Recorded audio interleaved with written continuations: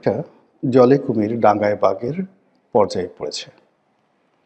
আমাদের যে বাংলা প্রবাদ এবং প্রবচন, সেই প্রবাদ প্রবচনে বাংলাদেশের যে প্রকৃতি এবং পরিবেশ, সেই পরিবেশে আমরা প্রায়ই উভয় সংকটে পড়ে যাই। আপনি যদি ডান দিকে যান সেটি বিপদ, বাম দিকে গেলে আপদ। সামনে যদি যান গজব, পেছনে যদি যান সেই মৃত্যুকূপ। এরকম ঘটনা বাঙালির জীবনে বহুবার ঘটে জাতিগতভাবে বিভিন্ন সময়টাতে। তো এরকম একটি ক্রান্তিকালে এই সময়টিতে 2026 সনের জানুয়ারি মাসে আমরা এসে পৌঁছে গেছি মূলত আমেরিকার যে মিস্টার ডোনাল্ড ট্রাম্প, তার আমেরিকা ফার্স্ট নীতির কারণে। তিনি এই মুহূর্তে তার নিজের অভ্যন্তরীণ রাজনীতি, তার নিজের ব্যক্তিগত কেলেঙ্কারি এবং আমেরিকার যে অর্থনীতি এবং সেই অর্থনীতির দেউলিয়াত্ব, এগুলো মোকাবেলা করার জন্য তিনি খুব দ্রুত সম্পদ অর্জন করতে চান। আর সেই সম্পদ অর্জনের জন্য তার কাছে এই মুহূর্তে মনে হয়েছে ভেনেজুয়েলা হলো তার কাছে একটা স্বর্ণের খনি, গোল্ড মাইন। মধ্যপ্রাচ্যের প্রায় সবগুলো দেশই এখন স্বয়ংসম্পূর্ণ, সেখানে যুদ্ধ চেষ্টা করে লাগানো যাচ্ছে না।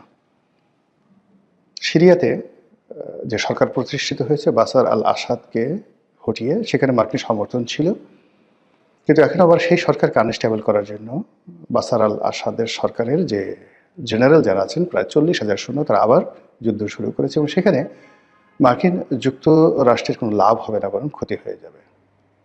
ইয়ামেনে যে যুদ্ধটি, প্রক্সি যুদ্ধটি তারা শুরু করেছিল, সেই যুদ্ধ থেকে তারা সরে এসেছে, কিন্তু এখন সেই যুদ্ধ মধ্যপ্রাচ্যের যে বর্তমান রাজনীতি, সেই রাজনীতির কারণে আবার নতুন করে ইয়ামেনে সেই যুদ্ধটা শুরু হয়েছে। মার্কিন যুক্তরাষ্ট্র যে গ্রুপটিকে সমর্থন দিতেন, সেই গ্রুপটিকে এখন সংযুক্ত আরব আমিরাত লুফে নিয়েছে। আর সংযুক্ত আরব আমিরাতের সাথে রিয়াদের অর্থাৎ সৌদি আরবের যে দীর্ঘকালীন মিত্রতা ছিল, সেই মিত্রতাটা এখন আবার অহিনকুল সম্পর্কে পরিণত হয়েছে। আমেরিকা চলে আসার পরেও ইয়েমেনের যুদ্ধ থামছে না। তারা ইরানের বিরুদ্ধে একটা খুব শক্তিশালী কিছু করতে চাচ্ছে এবং সেটা ইসরায়েলকে দিয়ে। কিন্তু এখন মধ্যপ্রাচ্যের যে একটা স্টেবল অবস্থা, এখানে আইএস নেই, এখানে বাশার আল আসাদ নেই, এখানে হুতি নেই। তো সেই অবস্থাতে এখন যিনি ইসরায়েলের প্রধানমন্ত্রী রয়েছেন মিস্টার নেতানিয়াহু, তিনি কোনো উপলক্ষ পাচ্ছেন না ইরানকে নিয়ে কোনো কিছু করার জন্য।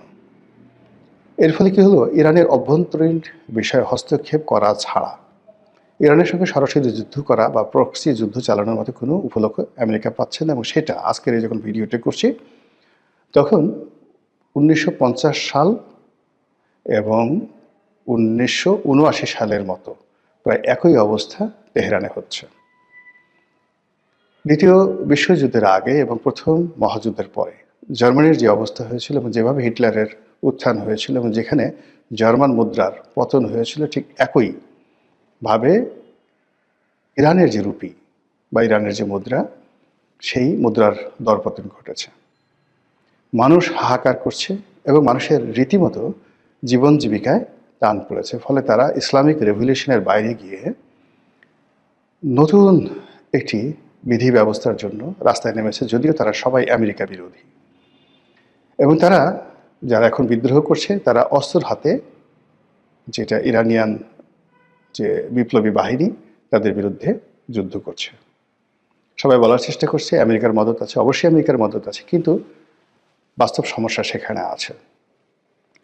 এই অবস্থাতে মধ্যপ্রাচ্য কেন্দ্রিক আমেরিকার যে বিনিয়োগ ছিল, সেটা তাকে তার অস্তিত্বের সাথে সরিয়ে আনতে হবে এবং এখান থেকে তার যে রেভিনিউ জেনারেট হতো, সেই রেভিনিউটা কার্যত এখন বন্ধ হয়ে আছে।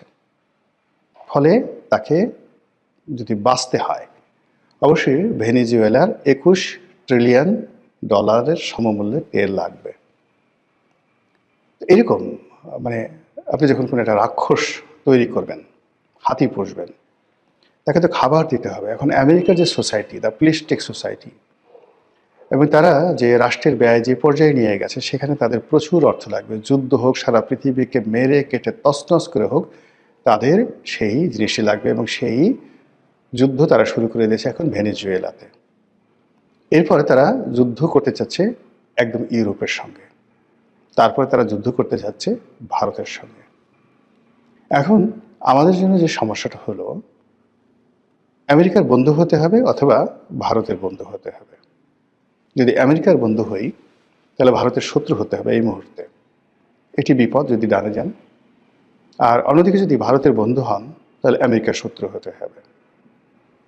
এবং এখানে গত 17 মাসে আমেরিকা যেভাবে আইএসআইয়ের মাধ্যমে, পাকিস্তানের মাধ্যমে তাদের বিভিন্ন স্তরে যে একটা অটো ম্যানেজমেন্ট তারা গড়ে তুলেছে, যেটি স্বাধীনতার পরে আমেরিকা এটা পারেনি, ভারতও পারেনি।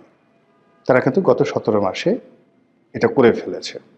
এখন আমেরিকা এবং পাকিস্তান ইচ্ছে করলেই বাংলাদেশে তাদের যে কোনো একটি গোয়েন্দা নেটওয়ার্ক দিয়ে ভেনেজুয়েলার মতো একটা কাণ্ড এখানে ঘটাতে পারে।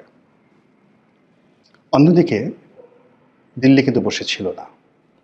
তারা গত 15 বছরে যেভাবে চোখ বুজে শেখ হাসিনার উপর নির্ভর করে তাদের অনেক কার্যক্রম তারা বন্ধ রেখেছিল, অনেক ব্যাপারে ঢিলেমি দিয়েছিল। এর কারণ হলো হুকুম দিলেই হয়ে যায়, সেখানে তো তাদের নিজেদের কোনো বিনিয়োগ করার দরকার পড়ে না। সেই কাজগুলো দিল্লি করার পরে যখন তাদের পুরো পররাষ্ট্রনীতি, কূটনীতি, তাদের যে গোয়েন্দা তৎপরতা বাংলাদেশকে ঘিরে সব কিছু মুখ থুবড়ে পড়ে যায় 2024 সালের আগস্ট মাসে। এর ফলে কি হলো, দিল্লিতে তোলপাড় শুরু হয়ে যায়। নরেন্দ্র মোদী সরকার, তার পররাষ্ট্র বিভাগ, তার সামরিক বিভাগ, বেসামরিক বিভাগ, সীমান্ত বাণিজ্য, সীমান্ত নিরাপত্তা সব মিলিয়ে তছনছ অবস্থা। তো সেখান থেকে তারা বাংলাদেশকে ভয় দেখিয়ে, তাপ দেখিয়ে, চাপ দিয়ে যে সম্পর্কটি স্থাপন করার চেষ্টা করেছিল সেটা আসলে হয়ে ওঠেনি। আবার ডক্টর মোহাম্মদ ইউনূস